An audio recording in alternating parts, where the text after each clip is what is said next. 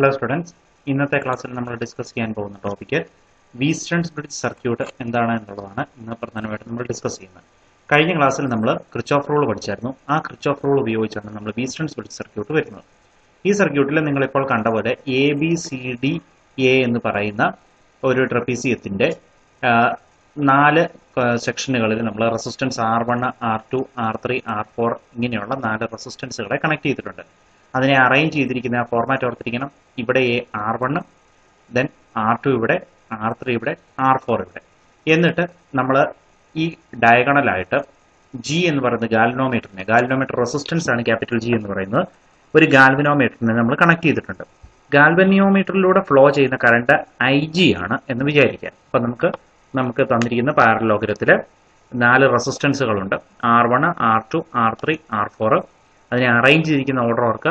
R1 എയും ഡിക്കും ഇടയ്ക്ക്, എയും ബിക്കും ഇടയ്ക്ക് R2, ഇവിടെ സിക്കും ഡിക്കും ഇടയ്ക്ക് R3, and between B and C R4 is connected. Current flowing through the galvanometer is IG. അപ്പോൾ ഇങ്ങനെ നമ്മൾ കറണ്ട് ഫ്ലോ ചെയ്യണമെങ്കിൽ നമ്മൾ എക്കും സിക്കും അക്രോസ് ആയിട്ട് നമ്മൾ അവിടെ ഒരു ബാറ്ററീനെ കണക്ട് ചെയ്ത് വെക്കണം. ഇനി നമ്മളിവിടെ ചെയ്യുന്നത് എന്താണെന്ന് വെച്ചാൽ, ഈ സർക്യൂട്ടിൽ കറണ്ട് പാസ് ചെയ്യുമ്പോൾ അല്ലെങ്കിൽ കറണ്ട് നമ്മൾ കൊടുത്തു കഴിയുമ്പോൾ R1, R2, R3 എല്ലാം റെസിസ്റ്റൻസ് ബോക്സുകളാണ് നമ്മൾ വെച്ചിരിക്കുന്നത്. അപ്പോൾ ഈ റെസിസ്റ്റൻസ് ബോക്സുകളിലൂടെ കറണ്ട് പാസ് ചെയ്യുമ്പോൾ ആ കറണ്ട് ബി എന്ന് പറയുന്ന ജംഗ്ഷനിൽ ചെല്ലുകയും ബിയിൽ നിന്നും കറണ്ട് നമ്മളിപ്പോൾ വെച്ചിരിക്കുന്ന ഒരു സെല്ല് കണക്ട് ചെയ്യുമ്പോൾ ബിയിൽ നിന്നും ഒരു കറണ്ട് അല്ലെങ്കിൽ ഡിയിൽ നിന്നും ഒരു കറണ്ട് IG ഗാൽവനോമീറ്ററിലൂടെ പാസ് ചെയ്യുകയും അങ്ങനെ ഗാൽവനോമീറ്റർ റീഡിങ് കാണിക്കുകയും ചെയ്യും. ഇതാണ് നോർമലി സംഭവിക്കുന്നത്. എന്നാൽ ഈ റെസിസ്റ്റൻസുകളെ നമ്മളൊരു പ്രത്യേക രീതിയിൽ അറേഞ്ച് ചെയ്താൽ, അതായത് ഇവിടെ വെച്ചിരിക്കുന്ന R1, R2, R3, R4 എന്ന് പറയുന്ന 4 റെസിസ്റ്റൻസുകളെ നമ്മൾ ഒരു പ്രത്യേക രീതിയിൽ അറേഞ്ച് ചെയ്താൽ നമുക്ക് ഗാൽവനോമീറ്ററിലൂടെയുള്ള കറണ്ട് 0 ആയിട്ട് മാറും. മനസ്സിലായോ? നമ്മൾ അറേഞ്ച് ചെയ്യുന്നതിനനുസരിച്ച് R1, R2, R3, R4ന്റെ വാല്യൂസ് നമ്മൾ അറേഞ്ച് ചെയ്യുന്നതിനനുസരിച്ച് ഗാൽവനോമീറ്ററിന്റെ കറണ്ട് 0 ആയിട്ട് മാറും. അങ്ങനെ മാറാനുള്ള കണ്ടീഷൻ, അതായത് R1, R2വിനെയൊക്കെ നമ്മൾ ഏത് രീതിയിൽ അറേഞ്ച് ചെയ്യുമ്പോഴാണ് നമുക്കിവിടെ ഗാൽവനോമീറ്റർ കറണ്ട് 0 ആയി മാറുന്നത്, ആ കണ്ടീഷനെ ബാലൻസിങ് ഓഫ് വീസ്റ്റൺസ് ബ്രിഡ്ജ് എന്ന് പറയും. അല്ലെങ്കിൽ അതിനെ balancing condition of Wheatstone bridge എന്ന് പറയും. ഓക്കെ, ഇനി അതെങ്ങനെയാണെന്നുള്ളത് നമുക്ക് നോക്കാം. അതിൽ നിങ്ങൾക്കിപ്പോൾ കാണാം, ഈ സർക്യൂട്ടിലൂടെ പാസ് ചെയ്യുന്ന കറണ്ട് എ എന്ന് പറഞ്ഞ പോയിന്റിലേക്ക് ചെല്ലുന്ന കറണ്ട് I1ഉം I2 ആയിട്ട് സ്പ്ലിറ്റ് ആകും. അതിലെ I1 R1ലൂടെ പാസ് ചെയ്ത് ഡി ചെല്ലും. അതുപോലെ തന്നെ I2 എന്ന് പറയുന്ന കറണ്ട് R2ലൂടെ പാസ് ചെയ്ത് ബി എന്ന് പറയുന്ന പോയിന്റിൽ ചെല്ലും. ബി എന്ന് പറയുന്ന പോയിന്റിൽ വെച്ച് ആ I2 എന്ന് പറയുന്ന കറണ്ട് രണ്ടായിട്ട് സ്പ്ലിറ്റ് ആയിട്ട് ഒരു പോർഷൻ I4 R4ലൂടെ പാസ് ചെയ്യും. അതേ സമയത്ത് ബാക്കിയുള്ള ഭാഗം അത് IG ആയിട്ട്, ഗാൽവനോമീറ്റർ കറണ്ട് IG ആയിട്ട് ഗാൽവനോമീറ്ററിലൂടെ പാസ് ചെയ്യും. ഈ IG ഗാൽവനോമീറ്ററിലൂടെ പാസ് ചെയ്യുകയും അത് ഗാൽവനോമീറ്ററിന് ഒരു റെസിസ്റ്റൻസ് ഉണ്ട്. ആ ഗാൽവനോമീറ്റർ റെസിസ്റ്റൻസിനെ നമ്മൾ ക്യാപിറ്റൽ G എന്നെടുക്കും. അത് ഗാൽവനോമീറ്ററിലൂടെ പാസ് ചെയ്ത് ഡി എന്ന് പറയുന്ന പോയിന്റിൽ വരും. ഡി എന്ന് പറയുന്ന പോയിന്റിൽ വെച്ച് IG-യും I1-കൂടെ കമ്പൈൻ ചെയ്യുകയും തൽഫലമായിട്ട് I3 എന്ന് പറയുന്ന കറണ്ട് ഫോം ചെയ്യുകയും ചെയ്യും.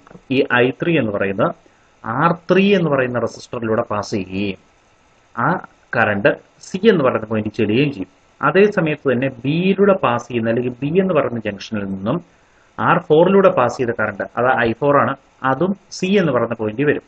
അപ്പോൾ സി എന്ന് പറയുന്ന പോയിന്റിലേക്ക് I4ഉം I3 ചെല്ലുകയും അത് കമ്പൈൻ ചെയ്ത് സിയിൽ നിന്ന് താഴേക്ക് ഫ്ലോ ചെയ്യുകയും ചെയ്യും. മനസ്സിലായല്ലോ? അപ്പോൾ അങ്ങനെ കറണ്ടുകൾ സ്പ്ലിറ്റ് ആയിട്ട്, അതായത് എ എന്ന് പറഞ്ഞ പോയിന്റിലൂടെ എൻ്റർ ചെയ്യുന്ന കറണ്ട് സി എന്ന് പറയുന്ന പോയിന്റിലൂടെ പുറത്തേക്ക് വരുന്നതായിട്ട് കാണാൻ പറ്റും. മനസ്സിലായല്ലോ? അപ്പോൾ എൻ്റർ ചെയ്യുന്ന കറണ്ടും പുറത്തേക്ക് വരുന്ന കറണ്ടും I തന്നെയാണ്.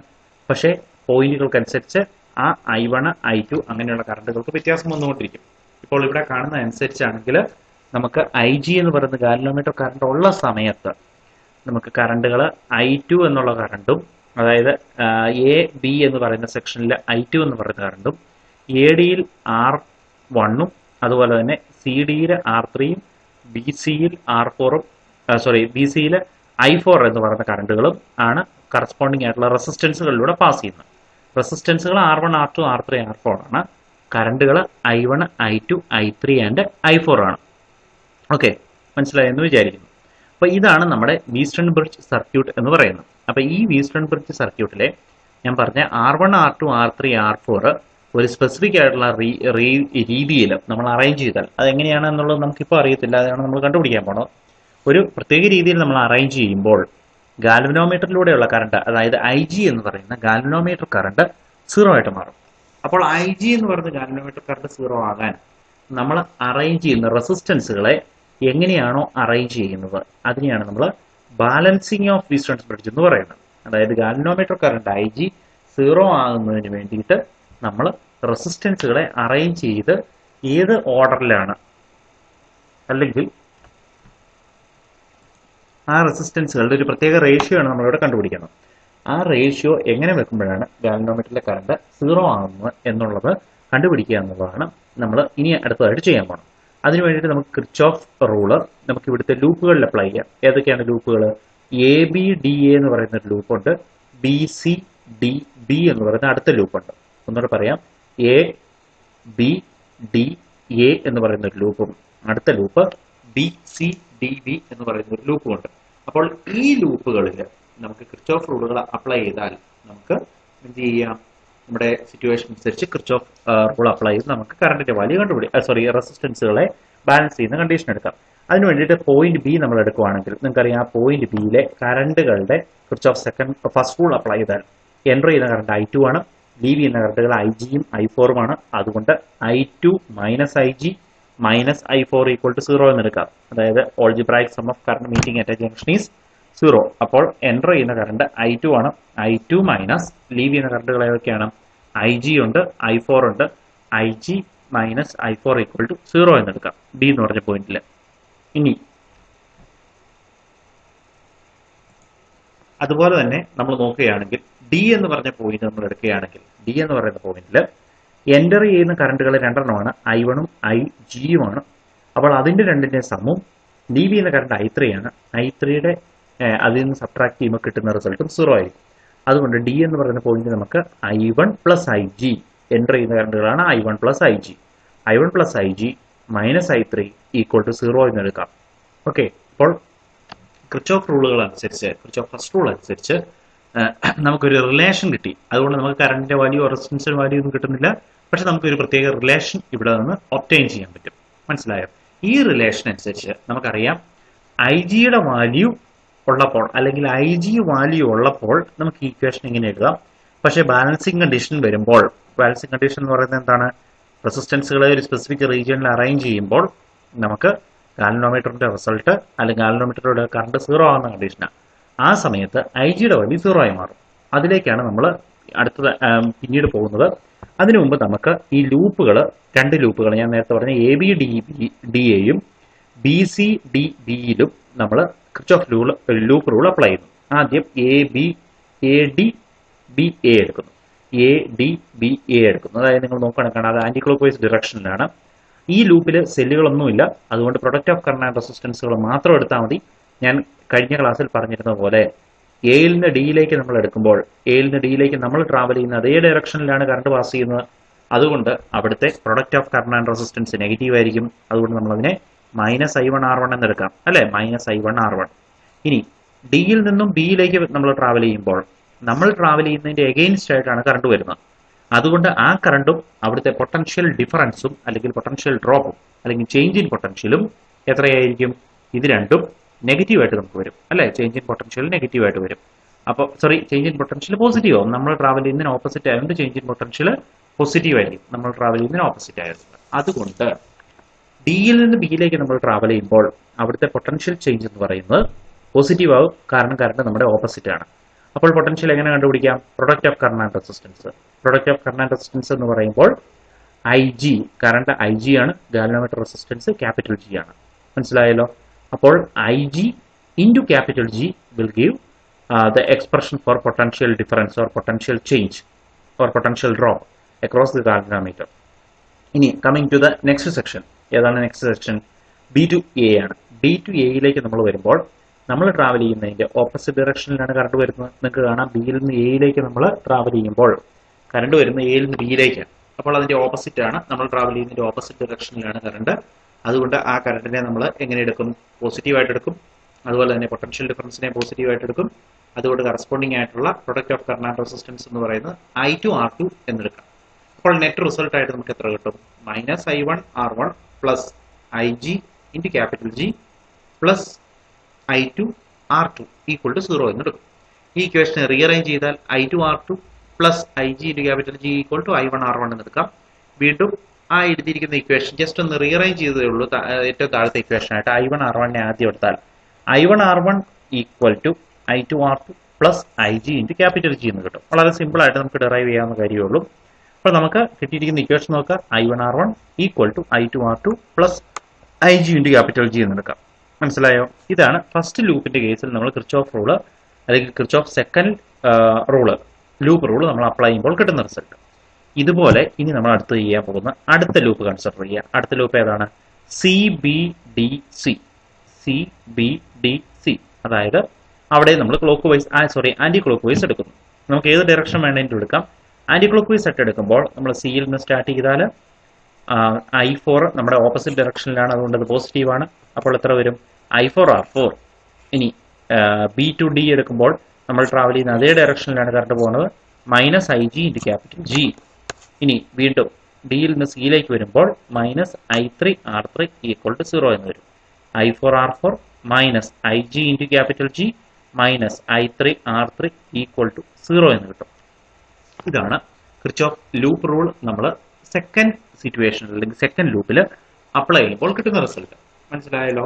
സിമ്പിൾ ആയിട്ടുള്ള കാര്യമേ ഉള്ളൂ. കഴിഞ്ഞ ക്ലാസ്സിലേത് വെച്ച് നമുക്ക് കഴിഞ്ഞ ക്ലാസ്സിൽ പഠിച്ച കിർച്ചോഫ് റൂൾ വെച്ച് നമുക്ക് ഇതിനെ സിംപ്ലിഫൈ ചെയ്തെടുക്കാൻ പറ്റും. അപ്പോൾ അങ്ങനെ നമുക്ക് റൂൾ കിട്ടിയ അല്ലെങ്കിൽ അങ്ങനെ ഇക്വേഷൻ കിട്ടിയാൽ അടുത്തതായിട്ട് നമ്മൾ നേരത്തെ പഴയ ലൂപ്പിൽ നമ്മൾ അപ്ലൈ ചെയ്തതുപോലെ തന്നെ നമുക്ക് എന്ത് ചെയ്യാം?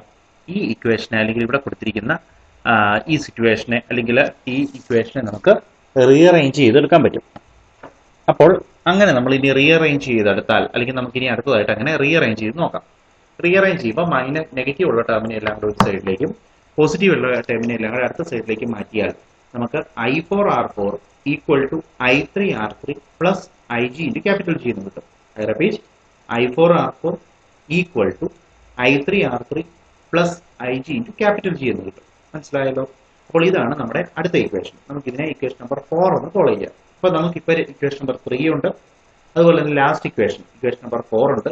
ഈ രണ്ട് ഇക്വേഷനുകളും നമുക്ക് കിർച്ചോഫ് റൂൾ അപ്ലൈ ചെയ്ത് കിട്ടിയതാണ്.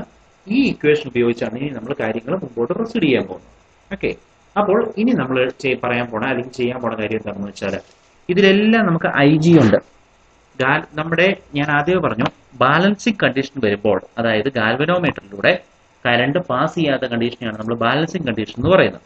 അതെങ്ങനെയാണ് കിട്ടിയെന്നാണ് പറഞ്ഞത്? റെസിസ്റ്റൻസുകളെ ഒരു പ്രത്യേക രീതിയിൽ അറേഞ്ച് ചെയ്തപ്പോഴാണ് ബാലൻസിങ് കണ്ടീഷനിലേക്ക് വന്നത്. വീസ്റ്റൺസ് ബ്രിഡ്ജ് ബാലൻസിങ് കണ്ടീഷനിലേക്ക് വരും. അപ്പോൾ ഗാൽവനോമീറ്ററിലൂടെ കറണ്ട് പാസ് ചെയ്യല. ആ സമയത്ത് അങ്ങനെ വരുന്ന ആ സിറ്റുവേഷനിൽ നമുക്ക് ഗാൽവനോമീറ്ററിലെ കറണ്ട് എത്രയാവും? അത് 0 ആയിട്ട് മാറും അല്ലേ? ഗാൽവനോമീറ്ററിലൂടെ കറണ്ട് പാസ് ചെയ്യാത്തപ്പോൾ ഗാൽവനോമീറ്റർ കറണ്ട് IG 0 ആകും. IG 0 ആയാൽ ഇക്വേഷൻ നമ്പർ 1 എത്രയാവും? I2 minus I4 equal to 0 എന്നാവും, അല്ലെങ്കിൽ I2 ഈക്വൽ ടു I4 ആവും. മനസ്സിലായോ? അതുപോലെ ഇക്വേഷൻ നമ്പർ 2 എത്രയാവും? IG-യുടെ വാല്യൂ 0 ആയി പോയാൽ I1 ഈക്വൽ ടു I3 ആവും. Clear? I1 equal to I3 എന്ന് വരും. അതുപോലെ തന്നെ ഇക്വേഷൻ നമ്പർ 3 എത്രയായിട്ട് മാറും? ഇക്വേഷൻ നമ്പർ 3 IG ഉള്ള ടേമുകൾ 0 ആയി പോകും. ഇക്വേഷൻ നമ്പർ 3ലും 0 ആകും, ഇക്വേഷൻ നമ്പർ 4ലും IG-യുടെ വാല്യൂ 0 ആകുന്നത് കൊണ്ട് നമുക്ക് ഇപ്പൊ നിങ്ങൾക്ക് കാണാം ഇക്വേഷൻ നമ്പർ 1ൽ നിന്ന് എടുക്കുന്ന ടൈമാണ് I2 minus I4 equal to 0 എന്ന് വരും ഇക്വേഷൻ നമ്പർ 1 അനുസരിച്ച്. ഓക്കെ, അതുപോലെ തന്നെ ഇക്വേഷൻ നമ്പർ 2 നമുക്ക് എഴുതാം. അതുപോലെ തന്നെ ഇവിടെ തന്നെ നമുക്ക് വേണമെങ്കിൽ കൊടുക്കാം I2 ഈക്വൽ ടു I4 എന്ന് എഴുതാം അല്ലെ? IG-യുടെ വാല്യൂ 0 ആയപ്പോൾ ഈ ഇക്വേഷൻ അനുസരിച്ച് I2 ഈക്വൽ ടു I4 ആണ്. I2 ഈക്വൽ ടു I4 എന്ന് പറഞ്ഞ മീനിങ് എന്താണ്? എയിൽ നിന്ന് ബിയിലേക്ക് വന്ന കറണ്ട് ഇതിലൂടെ പാസ് ചെയ്തു. ഗാൽവനോമീറ്റർ കറണ്ട് 0 ആയപ്പോൾ അല്ലെങ്കിൽ വീസ്റ്റൺസ് ബ്രിഡ്ജ് ബാലൻസ്ഡ് ആയപ്പോൾ ആ കറണ്ട് നേരെ BC-യിലൂടെ പാസ് ചെയ്തു, അല്ലെങ്കിൽ R4 എന്ന് പറയുന്ന റെസിസ്റ്ററിലൂടെ പാസ് ചെയ്യാൻ തുടങ്ങും. മനസ്സിലായോ? AB-യിൽ അല്ലെങ്കിൽ എയിൽ നിന്ന് ബിയിലേക്ക് വരുന്ന കറണ്ട്, അതായത് R2-യിലൂടെ പാസ് ചെയ്ത കറണ്ട് നേരെ R4-യിലൂടെ പാസ് ചെയ്യുന്നതാണ് മീനിങ്. അപ്പോൾ ആ ഇക്വേഷൻ നമുക്ക് I2 ഈക്വൽ ടു I4 എന്ന് നമുക്ക് എടുക്കാം. അതിനെ നമുക്ക് ഇക്വേഷൻ നമ്പർ അടുത്ത ഇക്വേഷൻ ആയിട്ട് കൊടുക്കാം. ഇക്വേഷൻ നമ്പർ 5 എന്ന് എഴുതാം. മനസ്സിലായല്ലോ? സിമ്പിൾ ആയിട്ടുള്ള കാര്യമേ ഉള്ളൂ, ഒത്തിരി കോംപ്ലിക്കേറ്റഡ് ഒന്നുമല്ല. ഇതുപോലെ തന്നെ നമ്മൾ അടുത്ത ഇക്വേഷൻ എടുത്താൽ ഏതാ? ഇക്വേഷൻ നമ്പർ 2 എടുത്താൽ ആ 2-ൽ IG-യുടെ വാല്യൂ നമ്മൾ 0 കൊടുത്താൽ I1 ഈക്വൽ ടു I3 എന്ന് കിട്ടും. നേരത്തെ ഞാൻ പറഞ്ഞ പോലെ I1 minus I3 equal to 0 എന്നാവും. അതിനെ നമുക്ക് I1 ഈക്വൽ ടു I3 എന്ന് കിട്ടും. അതിനെ നമുക്ക് അടുത്ത ഇക്വേഷൻ നമ്പർ കൊടുക്കാം. ഇക്വേഷൻ നമ്പർ 6 നമുക്ക് ഫോളോ ചെയ്യാം. ഓക്കെ, അതിന് നമുക്ക് ഇക്വേഷൻ നമ്പർ 6 എന്ന് എടുക്കാം. ഏതാണ്? I1 equal to I3. എയിൽ നിന്നും ഡിയിലേക്ക് പാസ് ചെയ്ത കറണ്ട്, R1 പാസ് ചെയ്ത കറണ്ട് അതേ കറണ്ട് തന്നെ ഇതിലൂടെ പാസ് ചെയ്യും, R3 പാസ് ചെയ്യുന്നതാണ് മീനിങ്. കാരണം IG വാല്യൂ 0 ആയിപ്പോയി. ഇതിനെ നമ്മൾ ഇക്വേഷൻ നമ്പർ 6 എന്ന് കോൾ ചെയ്യും. ഓക്കെ, ഇനി നമ്മൾ വീണ്ടും നേരത്തെ പറഞ്ഞതുപോലെ തന്നെ ഇക്വേഷൻ നമ്പർ 3 എടുത്താൽ എന്ത് പറ്റും? ആ equation number 3 IG value, galvanometer current എന്ന് പറയുന്നത് 0 ആണ് അല്ലെ? ആ ഗാൽവനോമീറ്ററിലൂടെ ഉള്ള കറണ്ട് IG എന്ന് പറയുന്നത് 0 ആയിപ്പോയി. അങ്ങനെ IG 0 ആയപ്പോൾ ഇക്വേഷൻ നമ്പർ 3 എത്രയാവും? ഇക്വേഷൻ നമ്പർ 3 നമുക്ക് I1 R1 equal to I2 R2 എന്ന് എഴുതാം. I1 R1 equal to I2 R2 എന്ന് നമുക്ക് എടുക്കാം. അതുപോലെ തന്നെ ഇക്വേഷൻ നമ്പർ 4 എത്രയായിട്ട് മാറും? I4 R4 equal to I3 R3 എന്നാവും. ഇക്വേഷൻ നമ്പർ 4ൽ നിന്നും I4 R4 equal to I3 R3 എന്ന് വരും. ഈ ഡെറിവേഷൻ വളരെ ഇമ്പോർട്ടന്റ് ആണ്. അതുകൊണ്ട് നിങ്ങൾ നോട്ട്ബുക്കിൽ എഴുതി, ഡെറിവേഷൻ തീർന്നിട്ടില്ല, ഇതിന്റെ ഡയഗ്രാം നിങ്ങൾ വരയ്ക്കണം. അതുപോലെ തന്നെ നോട്ട്ബുക്കിൽ എഴുതി ചെയ്യണം. ചില പ്രത്യേക സിറ്റുവേഷനിൽ നമ്മൾ ഈ R1 R2 R3 R4 പകരം PQRS എന്നും കൊടുക്കാറുണ്ട്. അവിടെയും സിറ്റുവേഷൻ ഈ രീതിയിൽ ഒരു പ്രത്യേക രീതിയിൽ അറേഞ്ച് ചെയ്താണ് നമുക്ക് റിസൾട്ട് വരുന്നത്. ഓക്കെ, അപ്പോൾ നമുക്കിനി അടുത്ത കാര്യത്തിലേക്ക് പ്രൊസീഡ് ചെയ്യാം. നമ്മുടെ ഇക്വേഷൻ നമ്പർ 3 അനുസരിച്ച് I1 R1 ഈക്വൽ ടു, ഞാൻ നേരത്തെ പറഞ്ഞ പോലെ IG വാല്യൂ 0 ആയപ്പോയതുകൊണ്ട് I1 R1 equal to I2 R2 എന്ന് കിട്ടും. ഓക്കെ, ഇതിനെ നമുക്ക് ജസ്റ്റ് ഒന്ന് ഡിവൈഡ് ചെയ്തെടുത്താൽ, ഇങ്ങനെ തന്നെ ചെയ്തതെന്ന് നിർബന്ധമൊന്നുമില്ല, ജസ്റ്റ് തൽക്കാലം നമുക്ക് ഇതിനെ ഒന്ന് I1 ബൈ I2 എന്നുള്ള ഓർഡറിൽ എടുത്താൽ R2 ബൈ R1 എന്ന് എടുക്കാം. ജസ്റ്റ് ക്രോസ് മൾട്ടിപ്ലൈ ചെയ്തിരിക്കുന്നതാണ്. ഇതേ രീതി ചെയ്യണം നിർബന്ധമില്ല. നിങ്ങൾ ഇക്വേഷൻ നമ്പർ 4 പല രീതിയിൽ നമുക്ക് സോൾവ് ചെയ്യാവുന്നതുണ്ട്. Equation number 4 I4 R4 equal to I3 R3 എന്നെടുത്ത് ഡിവൈഡ് ചെയ്താലും നമുക്ക് റിസൾട്ടിലേക്ക് ചെല്ലാം. ഓക്കെ, അങ്ങനെ പല മെത്തേഡുകളുണ്ട്. ഇവിടെ ഒരു മെത്തേഡ് അപ്ലൈ ചെയ്തിട്ടുണ്ടേ ഉള്ളൂ. നമ്മൾ ആ ഇക്വേഷനെ ഒന്ന് റീഅറേഞ്ച് ചെയ്ത് I1 by I2 equal to R2 by R1 എന്ന് എടുത്തിരിക്കുന്നു. ഓക്കെ, ഇനി അടുത്തത് നമ്മൾ ചെയ്യാൻ പോകുന്നത് ഇക്വേഷൻ നമ്പർ 4 എടുക്കുന്നു, IG വാല്യൂ 0 കൊടുക്കുന്നു. അങ്ങനെ 0 കൊടുത്താൽ I4 R4 equal to I3 R3 എന്ന് വരും. അപ്പോൾ I3 ബൈ I4 എന്നുള്ളതിനെ നമുക്ക് R4 ബൈ R3 എന്ന് എഴുതാം. I3 by I4 equal to R4 by R3 എന്ന് വരും. ഇക്വേഷൻ നമ്പർ 8 ആണ്. ഓക്കെ, മനസ്സിലായോ? അപ്പോൾ ഇവിടെ നിങ്ങൾക്കറിയാം ഇക്വേഷൻ നമ്പർ 5ഉം 6ഉം അനുസരിച്ച് I2 ഈക്വൽ ടു I4 ആണ്, I1 ഈക്വൽ ടു I3 ആണ് അല്ലെ? അതായത് I1ഉം I3ഉം ഈക്വൽ ആണ്, I2ഉം I4ഉം ഈക്വൽ ആണ്. അങ്ങനെയാണെങ്കിൽ ഇക്വേഷൻ നമ്പർ 8ൽ ഉള്ള ടേമുകളെ നമ്മൾ റീഅറേഞ്ച് ചെയ്യുമെന്ന് വിചാരിക്കാം. Equation number 8ൽ ഏതൊക്കെയാണുള്ളത്? I3 ഉണ്ട്, I4 ഉണ്ട്. അപ്പോൾ ഇക്വേഷൻ നമ്പർ 8ലെ I3നെ I1 എന്ന് സബ്സ്റ്റിറ്റ്യൂട്ട് ചെയ്യും, I4നെ I2 എന്ന് സബ്സ്റ്റിറ്റ്യൂട്ട് ചെയ്യുകയാണെന്ന് വിചാരിക്കും. ഇക്വേഷൻ നമ്പർ 8ലെ I3നെ I1 എന്നും I4നെ I2 എന്നും നമുക്ക് ഒന്ന് സബ്സ്റ്റിറ്റ്യൂട്ട് ചെയ്താൽ ആ ഇക്വേഷനും I1 ബൈ I2 എന്നാവും. ഓക്കെ, നമുക്ക് മനസ്സിലാവുന്നുണ്ടല്ലോ. ആ ഇക്വേഷനെ നമ്മൾ I1 ബൈ I2 എന്നാവും. അപ്പോൾ I1 by I2 equal to R4 by R3 എന്നാവും, R4 ബൈ R3 എന്നാവും. മനസ്സിലായോ? അതിനെ നമുക്ക് അടുത്ത ഇക്വേഷൻ നമ്പർ കൊടുക്കാം. അപ്പോൾ ഇക്വേഷൻ നമ്പർ 9 നമുക്ക് അതിനെ എടുത്താൽ നിങ്ങൾക്ക് കാണാം ഇക്വേഷൻ നമ്പർ 7ഉം 9ഉം ഈക്വൽ ആണ്, അല്ലെങ്കിൽ 7ന്റെയും 9ന്റെയും ലെഫ്റ്റ് ഹാൻഡ് സൈഡുകൾ ഈക്വൽ ആണ്. എന്തുകൊണ്ടാണ് ലെഫ്റ്റ് ഹാൻഡ് സൈഡ് ഈക്വൽ ആയത്? നിങ്ങൾക്ക് നമ്മുടെ സർക്യൂട്ട് ഡയഗ്രം നല്ലപോലെ നോക്കിയാൽ മനസ്സിലാവും. IG ഉണ്ടെങ്കിൽ മാത്രമേ I2ഉം I4ഉം തമ്മിൽ ഡിഫറൻസ് ഉള്ളൂ. അതുപോലെ തന്നെ I1ഉം I3ഉം തമ്മിൽ ഡിഫറൻസ് ഉള്ളൂ. IG ഗാൽവനോമീറ്റർ കറണ്ട് 0 ആണെങ്കിൽ I1ഉം I4ഉം തമ്മിലൊരു വ്യത്യാസവും I1ഉം I3യുമായിട്ട് ഒരു വ്യത്യാസവും ഇല്ല. ഓക്കെ, അതുകൊണ്ടാണ് ഇങ്ങനെ ഇക്വേഷൻ നമ്പർ 7ഉം 9ഉം വന്നു. ഇനി ഇക്വേഷൻ നമ്പർ 7ഉം 9ഉം തമ്മിൽ നമ്മൾ കമ്പയർ ചെയ്താൽ ഞാൻ നേരത്തെ പറഞ്ഞ പോലെ ലെഫ്റ്റ് ഹാൻഡ് സൈഡുകൾ ഈക്വൽ ആയിരുന്നുകൊണ്ട് നമുക്ക് R2 by R1 equal to R4 by R3 എന്ന് എഴുതാം. R2 by R1 equal to R4 by R3 എന്ന് എഴുതാം. മനസ്സിലായല്ലോ? അപ്പോൾ ഇതാണ് balancing condition of Wheatstone bridge എന്ന് പറയുന്നത്. അപ്പോൾ ഈ കാര്യം നിങ്ങൾ ഓർത്തിരിക്കണം. അതിന് പ്രത്യേക ഒരു കാര്യം കൂടെ ഓർക്കണം. നമ്മൾ അറേഞ്ച് ചെയ്തിരിക്കുന്നത്, നമ്മൾ എവിടെയൊക്കെയാണോ R1നെ R2നെ എടുത്തിരിക്കുന്നത് അതിനനുസരിച്ചായിരിക്കും നമ്മുടെ റിസൾട്ട് കിട്ടുന്നത്. പ്രത്യേകം ശ്രദ്ധിക്കണം. R1 ബൈ R2, R1ന്റെ നേരെ മുകളിലുള്ള റെസിസ്റ്ററാണ് നമ്മൾ എടുത്തിരിക്കുന്നത് R1 ബൈ R2 അല്ലെങ്കിൽ R2 ബൈ R1. ഓക്കെ, നമുക്ക് അങ്ങനെ രണ്ട് തരത്തിലെടുക്കാം. ഇവിടെ എഴുതിയിരിക്കുന്ന R2 ബൈ R1 എന്നാണ്. അപ്പോൾ upper resistor by lower resistor equal to, അപ്പോൾ ഈ സൈഡിലേക്ക് വരുമ്പോഴോ ഇവിടെയും അപ്പർ ബൈ ലോവർ എന്ന് വരും. മനസ്സിലായല്ലോ? ഗാൽവനോമീറ്റർ ഇങ്ങനെ ഡയഗണലി കണക്ട് ചെയ്ത് വെച്ചാൽ അവിടെ അപ്പർ ബൈ ലോവർ അല്ലെങ്കിൽ lower by upper equal to ഇപ്പുറത്തെ സൈഡിൽ അടുത്ത ലൂപ്പിലെ ലോവർ ബൈ അപ്പർ എന്നുള്ള രീതിയിലേക്ക് വരും. ഓർത്തിരിക്കണം R1 ന്റെ പൊസിഷൻ എവിടെയാണ്, R2 എവിടെയാണെന്ന് ഓർത്തിരിക്കണം. ആ പൊസിഷൻസ് മാറിപ്പോയാൽ ബാലൻസിങ് കണ്ടീഷൻ ഇതുപോലെ എഴുതാൻ പറ്റിയില്ല. ഓക്കെ, എപ്പോഴും ഇതിന്റെ പൊസിഷൻ നോക്കി റെസിസ്റ്ററിന്റെ പൊസിഷനൂടെ മനസ്സിലാക്കി വേണം നമ്മൾ ബാലൻസിങ് കണ്ടീഷൻ എഴുതാൻ. അതായത് ഞാൻ ഒന്നുകൂടെ പറയാം, ഒരു സൈഡിലെ അപ്പർ 1 ബൈ ലോവർ 1 ആണെങ്കിൽ ഈക്വൽ ടു അടുത്ത സൈഡിലെ അടുത്ത ലൂപ്പിലെ അപ്പർ ബൈ ലോവർ എന്ന് എടുക്കണം. ഇനി ലോവർ ബൈ അപ്പർ എന്നാണ് നിങ്ങൾ എടുക്കുന്നതെങ്കിലോ ഈക്വൽ ടു നെക്സ്റ്റ് സൈഡിലെ ലോവർ ബൈ അപ്പർ എന്ന് എടുക്കണം. അപ്പോൾ ഇങ്ങനെ നമ്മൾ അറേഞ്ച് ചെയ്താൽ, ഇങ്ങനെ റെസിസ്റ്റേഴ്സിനെ അറേഞ്ച് ചെയ്താൽ ഗാൽവനോമീറ്ററിലൂടെ കറണ്ട് പാസ് ചെയ്യില്ല. ഗാൽവനോമീറ്റർ കറണ്ട് IG-യുടെ വാല്യൂ എത്രയാവും? 0 ആവും. ഇതിനെയാണ് നമ്മൾ ബാലൻസ് കണ്ടീഷൻ അല്ലെങ്കിൽ balancing condition of Wheatstone bridge എന്ന് പറയുന്നത്. ഇത് വളരെ ഇമ്പോർട്ടന്റ് ആണ്. ബാലൻസിങ് കണ്ടീഷനിൽ ഗാൽവനോമീറ്ററിലൂടെയുള്ള കറണ്ട് 0 ആയിരിക്കും. അതിനെ നമ്മൾ നൾ ഡിഫ്ലക്ഷൻ കണ്ടീഷൻ എന്ന് പറയും. നൾ NUL എന്ന് പറഞ്ഞിട്ട് 0 ഡിഫ്ലക്ഷൻ ആയിരിക്കും ആ സമയത്ത് ഉള്ളത്.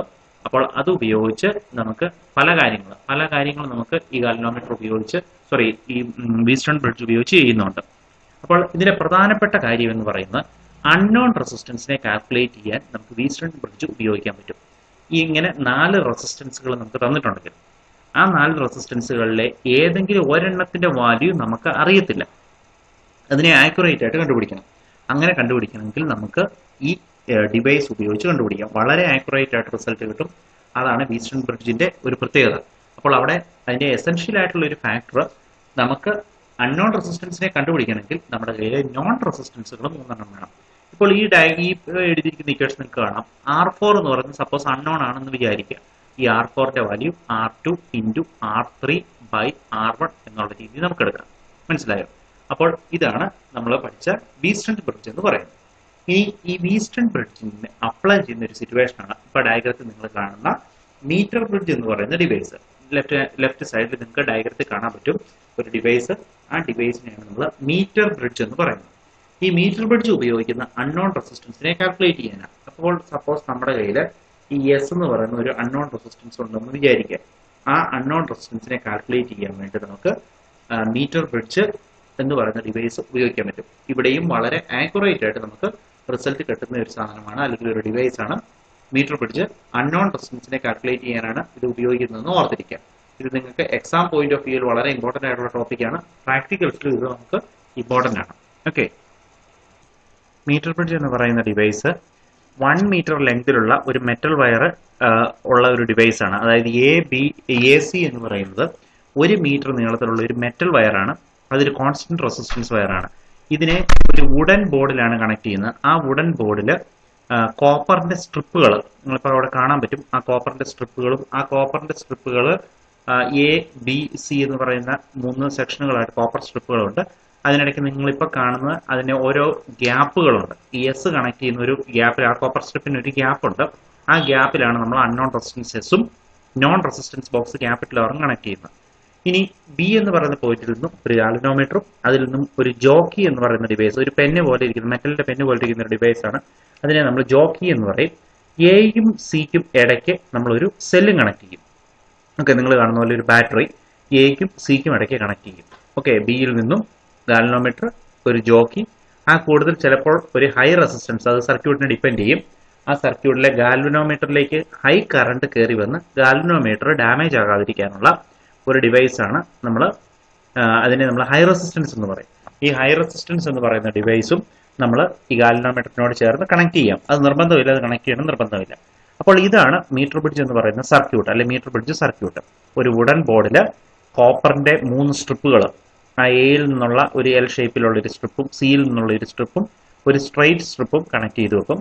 അപ്പോൾ ഇതിനെ അൺനോൺ റെസിസ്റ്റൻസ് വയറിന്റെ നീളം 1 മീറ്റർ ആണ്. അതുകൊണ്ടാണ് നമ്മൾ ഈ ഡിവൈസിനെ നമ്മൾ എന്ത് പറയുന്നത്, മീറ്റർ ബ്രിഡ്ജ് എന്ന് പറയുന്നത്. 1 മീറ്റർ നീളത്തിലുള്ള അൺനോൺ റെസിസ്റ്റൻസ് വയർ എടുക്കുന്നതുകൊണ്ട് നമ്മളതിനെ മീറ്റർ ബ്രിഡ്ജ് സർക്യൂട്ട് എന്ന് പറയും.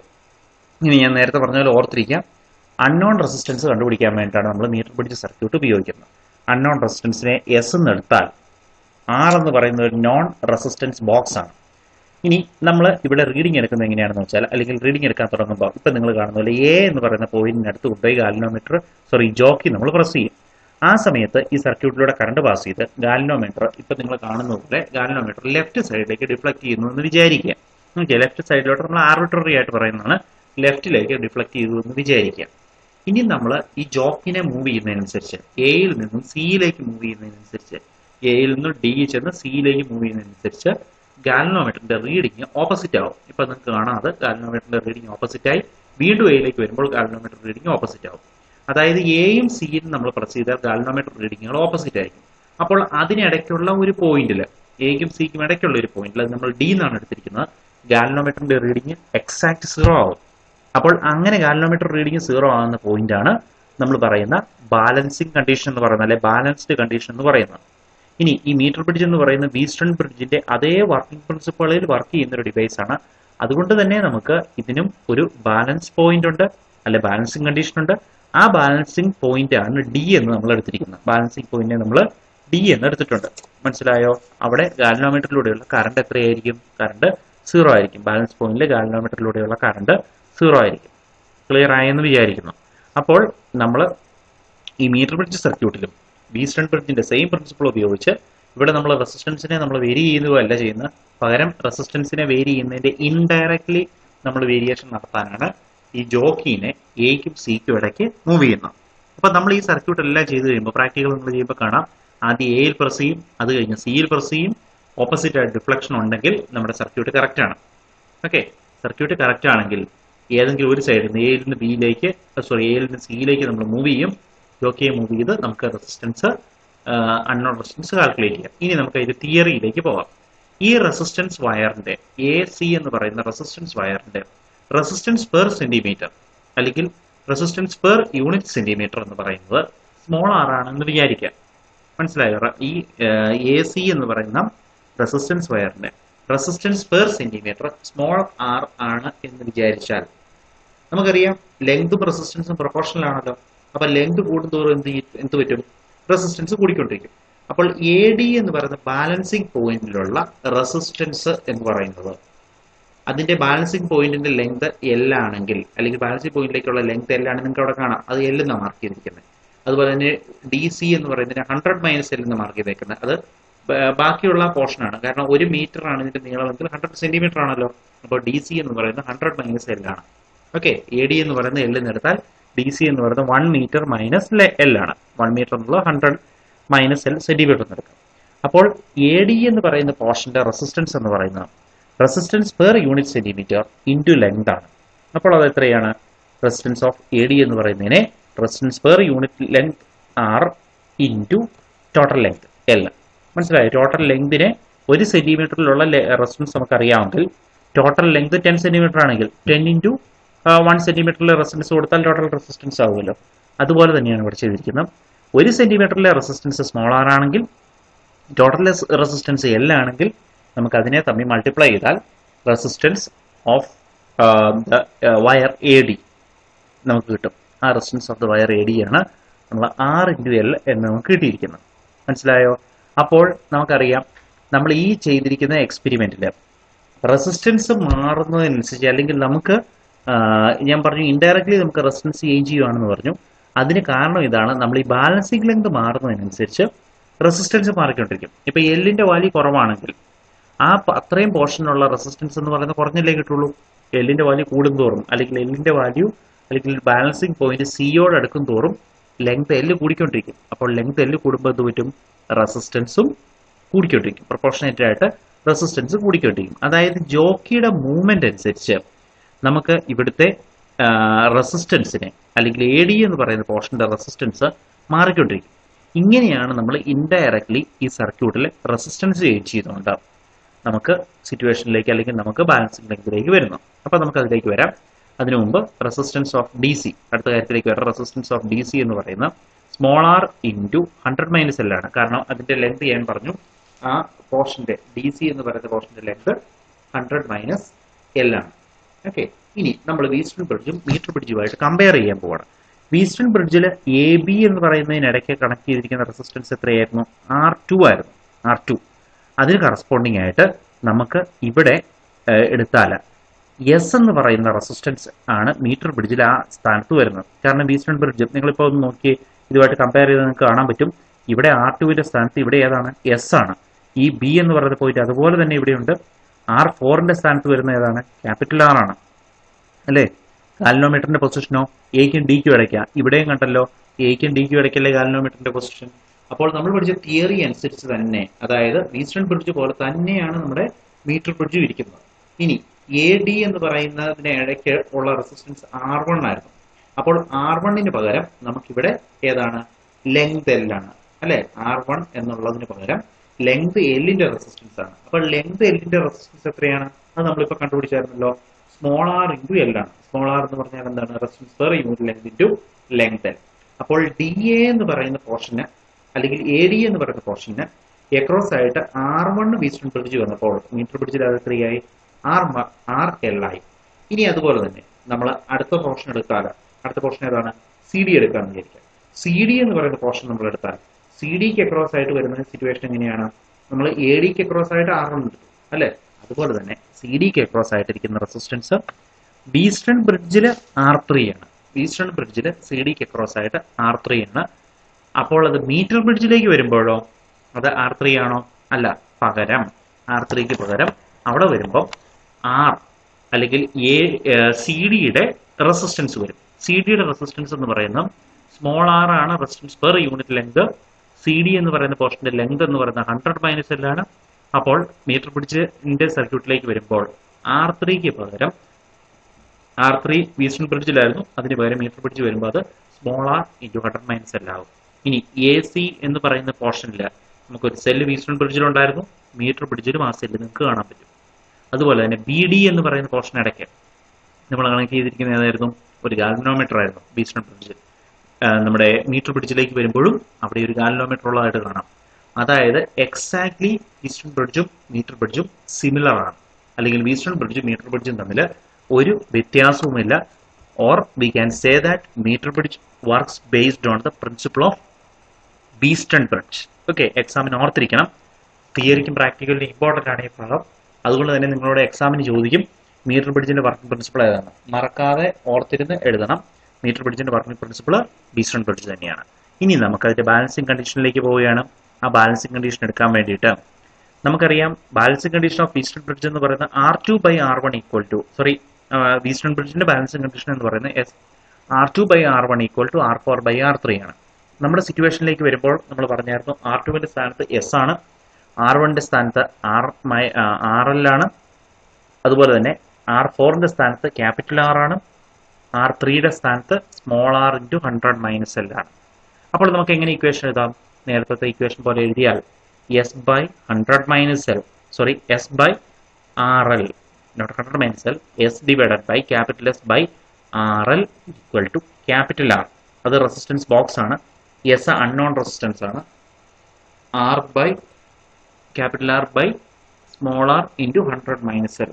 ഓക്കെ, അപ്പോൾ നിങ്ങൾക്ക് നോക്കിക്കഴിഞ്ഞാൽ കാണാം ഈ രണ്ട് ഇക്വേഷനിലെയും ഡിനോമിനേറ്ററുകളിൽ സ്മോൾ r ഉണ്ട് അല്ലെ. രണ്ട് ഇക്വേഷൻ്റെ ഡിനോമിനേറ്റർ സ്മോൾ r ഉണ്ട്. അതിനെ ക്യാൻസൽ ചെയ്ത് കളഞ്ഞാൽ, അല്ലെങ്കിൽ ആ സിറ്റുവേഷനിൽ നമ്മൾ സ്മോൾ r-നെ ക്യാൻസൽ ചെയ്ത് കളഞ്ഞാൽ S എന്ന് പറയുന്ന അൺനോൺ റെസിസ്റ്റൻസിന്റെ വാല്യൂ കിട്ടും. എത്രയാണ് അൺനോൺ റെസിസ്റ്റൻസിന്റെ വാല്യൂ?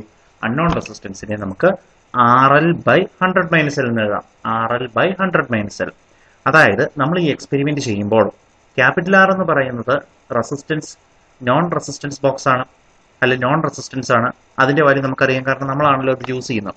അപ്പോൾ ഈ non resistance capital R നമുക്കറിയാമെങ്കിൽ L എന്ന് പറയുന്ന ബാലൻസിങ് ലെങ്ത് അത് നമ്മളാണ് എക്സ്പെരിമെന്റ് വഴി കണ്ടുപിടിക്കുന്നത്. അപ്പോൾ ബാലൻസിങ് ലെങ്ത് L നമ്മൾ എക്സ്പെരിമെന്റ് വഴി കണ്ടുപിടിച്ചാൽ ഈ ഫോർമുല ഉപയോഗിച്ച്, ഈ ഫോർമുലയിൽ നമുക്ക് ബാലൻസിങ് ലെങ്ത് അറിയാമായിരിക്കണം.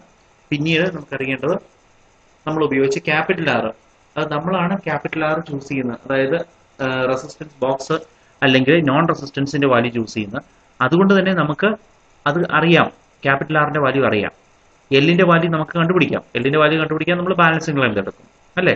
അപ്പോൾ R-ഉം L-ഉം അറിയാവുന്ന ഒരാൾക്ക് S equal to RL/100 - L എന്നുള്ള ഫോർമുല ഉപയോഗിച്ച് S-ന്റെ വാല്യൂ കണ്ടുപിടിക്കാം. ഈ S ആണ് അൺനോൺ റെസിസ്റ്റൻസ് എന്ന് പറയുന്നത്. എന്ന് പറഞ്ഞാൽ നമുക്കൊരു റെസിസ്റ്റൻസ് ബോക്സ്, റെസിസ്റ്റൻസ് വയറിന്റെ വാല്യൂ കണ്ടുപിടിക്കണമെങ്കിൽ ഈ സർക്യൂട്ട് ഉപയോഗിച്ച് വളരെ ഈസി ആയിട്ട് കണ്ടുപിടിക്കാൻ പറ്റും. ഇത് ഏറ്റവും ആക്യുറേറ്റ് മെത്തേഡുകളിൽപ്പെട്ട, അതായത് അൺനോൺ റെസിസ്റ്റൻസ് കണ്ടുപിടിക്കാനുള്ള ഏറ്റവും ആക്യുറേറ്റ് മെത്തേഡുകളിൽപ്പെട്ട ഒരു കാര്യമാണിത്. കാരണം ഇതാണ്, എക്സാമിന് ചോദിക്കുന്നതാണ്. അതിന്റെ കാരണം എന്താണെന്ന് വെച്ചാൽ നമ്മൾ ഇവിടെ റീഡിംഗ് എടുക്കുന്നത് നൾ ഡിഫ്ലക്ഷൻ കണ്ടീഷനില്ല. ഗാലനോമീറ്ററിന്റെ റീഡിംഗ് അല്ലെങ്കിൽ ഗാലനോമീറ്ററിലൂടെ കറണ്ട് പാസ് ചെയ്യാത്തപ്പോഴാണ് നമ്മൾ റീഡിംഗ് എടുക്കുന്നത്. അങ്ങനെ കറണ്ട് പാസ് ചെയ്യാത്തപ്പോൾ റീഡിംഗ് എടുക്കുന്നത് കൊണ്ട് വളരെ കൃത്യമായിട്ട് നമുക്ക് റീഡിംഗ് കിട്ടും. നേരെ മറിച്ച് നമ്മൾ വേറെ ഏതെങ്കിലും ഒരു ഇൻസ്ട്രുമെന്റ് ഉപയോഗിച്ചാണ് നമ്മൾ റെസിസ്റ്റൻസ് കണ്ടുപിടിക്കുന്നതെങ്കിൽ ആ സമയത്ത് ആ ഇൻസ്ട്രുമെന്റിലൂടെ കറണ്ട് പാസ് ചെയ്യുന്നതുകൊണ്ട് നമുക്ക് കറക്റ്റ് ആയിട്ട് റീഡിംഗ് പലപ്പോഴും കിട്ടാതെ വരും. ഒരു മൈന്യൂട്ട് ഡിഫറൻസ് ഒക്കെ വരാം, പക്ഷെ അത് നെഗ്ലിജിബിൾ ആയിരിക്കാം. എങ്കിൽ പോലും ഇവിടെ ഏറ്റവും കൃത്യമായിട്ട് നമുക്ക് റീഡിംഗ് കിട്ടുന്ന ഒരു മെക്കാനിസമാണ് നമ്മൾ ഇവിടെ ഉപയോഗിക്കുന്നത്. ഓക്കെ, പറഞ്ഞ് മനസ്സിലായല്ലോ. അപ്പോൾ അതുകൊണ്ട് അൺനോൺ റെസിസ്റ്റൻസ് കണ്ടുപിടിക്കാനുള്ള ഏറ്റവും ആക്യുറേറ്റ് മെത്തേഡുകളിൽപ്പെട്ട ഒരു മെത്തേഡാണ് വീസ്റ്റൺസ് ബ്രിഡ്ജ് മീറ്റർ ബ്രിഡ്ജ് എന്നുള്ളത് ഓർത്തിരിക്കാം. അപ്പോൾ ഇന്നത്തെ ക്ലാസ്സിൽ നമ്മൾ ഇത്രയും കാര്യങ്ങളാണ് ഡിസ്കസ് ചെയ്യുന്നത്. അടുത്ത ക്ലാസ്സിൽ കൂടുതൽ ടോപ്പിക്, അതായത് പൊട്ടൻഷ്യോമീറ്റർ എന്ന് പറയുന്ന ഒരു ഡിവൈസോടെ നമുക്ക് ഈ ചാപ്റ്റർ പഠിക്കാനുണ്ട്. ആ കാര്യങ്ങളൂടെ പഠിച്ചാൽ നമുക്ക് ന്യൂമറിക്കൽ ക്വസ്റ്റ്യനുകളിലേക്ക് പോകാം. അപ്പോൾ അടുത്ത ക്ലാസ് കൊണ്ട് ഏതാണ്ട് നമ്മുടെ ടോപ്പിക്ക് തിയറി ടോപ്പിക്കിന്റെ മേജർ പാർട്ട് നമുക്ക് ഇവിടെ തീരും. അത് കഴിഞ്ഞാൽ നമുക്ക് ന്യൂമറിക്കൽ ക്വസ്റ്റ്യൻസ് സ്റ്റാർട്ട് ചെയ്യാം. ഓക്കെ, ദെൻ നിങ്ങൾക്ക് കാര്യങ്ങൾ മനസ്സിലായെന്ന് വിചാരിക്കുന്നു. നോട്ടുകളും കാര്യങ്ങളും കൃത്യമായിട്ട് എഴുതുക. Okay, thank you.